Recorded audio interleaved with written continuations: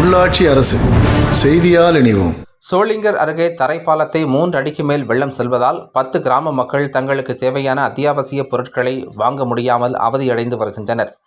ராணிப்பேட்டை மாவட்டம் சோளிங்கர் அடுத்த வெங்குப்பட்டு கிராமத்திலிருந்து கங்காபுரம், கீழகாலனி, மேலகாலனி, MP குப்பம், எருமைப்பாளையம், மேட்டுக்குப்பம் செல்லக்கூடிய வழித்தடத்தில் அமைந்துள்ள தரைப்பாலத்தை சுமார் 3 அடிக்கு மேல் வெள்ள நீரானது சென்று கொண்டுள்ளது.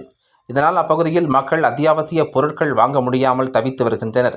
இதேபோல் எசையனூர், சின்னப்பருவத்தூர் கிராமத்திலும் உள்ள 3 தரைப்பாலங்களிலும் தண்ணீர் ஆர்ப்பரித்து செல்வதால் பொதுமக்களின் இயல்பு வாழ்க்கை பாதிக்கப்பட்ட நிலையில் இதுகுறித்து தகவல் அறிந்து சம்பவ இடத்திற்கு வந்த சோளிங்கர் ஒன்றிய குழு தலைவர் கலைக்குமார், பாதிக்கப்பட்ட மக்களுக்கு நிவாரணப் பொருட்கள் வழங்க நடவடிக்கை எடுக்கப்படும் எனவும், விரைவில் தமிழக அரசிடம் கோரிக்கை வைக்கப்பட்டு இந்த 3 தரைமட்ட பால உயர் மேம்பாலங்களை அமைத்து தர நடவடிக்கை எடுக்கப்படும் என உறுதியளித்தார். மேலும் தண்ணீர் அதிக அளவில் செல்வதால் பொதுமக்கள் தங்கள் குழந்தைகளுடன் தரைப்பாலத்தை கடப்பதை தவிர்க்க வேண்டும் எனவும் அவர் பொதுமக்களிடம் கேட்டுக்கொண்டார். 30 ஆண்டுகளுக்கு மேலாக இந்த தரைப்பாலத்தை உயர்த்தி தர வேண்டும் என அப்பகுதி மக்கள் கோரிக்கை வைத்துள்ளனர். எனவே தமிழக அரசு உடனடியாக உரிய நடவடிக்கை எடுக்க வேண்டும் என்றும் கோரிக்கை வைக்கின்றனர். என்னோட பேர் ஸ்ரீனிவாசன். நான் வெங்கப்பட்டு பஞ்சாயத்துக்கு பக்கத்தில் கங்காபுரம் கிராமத்தை சேர்ந்தவன். அதாவது இந்த ஒரு பாலம் மட்டும்தான் 10 கிராமத்திற்கு ஒரே ஒரு வழி. காய்கறி வேணும்னாலும் இந்த பாலம் வழியாக தான் வரணும். ஏதாச்சும் மருத்துவம், ஹாஸ்பிட்டல் ஏதாச்சும் வேணும்னாலும் இந்த பாலம் வழியாக தான் வரணும்.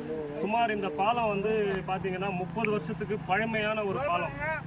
அதனால் அது ரொம்ப கீழே கட்டிட்டாங்கிறதால இந்த மாதிரி ஒரு கிட்டத்தட்ட ஒரு 4-5 வாட்டி இந்த மாதிரி ரொம்ப சேதம் அடைஞ்சிருக்கிறது.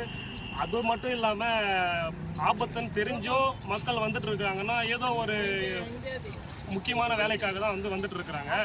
இது பள்ளி மாணவர்கள் அதிகமாக செல்லக்கூடிய சாலை, ஒரே ஒரு சாலை தான் இது. ஒரு நாளைக்கு பார்த்தீங்கன்னா ஒரு 500 பேர் இங்கே படிக்கிறாங்க. இங்கிருந்து போகிறாங்க, அங்கிருந்து வராங்க பள்ளி மாணவர்கள். அதனால் இந்த தமிழக அரசு மாண்புமிகு தளபதியார் அவர்கள் கவனத்துக்கு கொண்டு சென்று இது உடனடியாக சரி செய்யுமாறு அன்புடன் கேட்டுக்கொள்கிறேன்.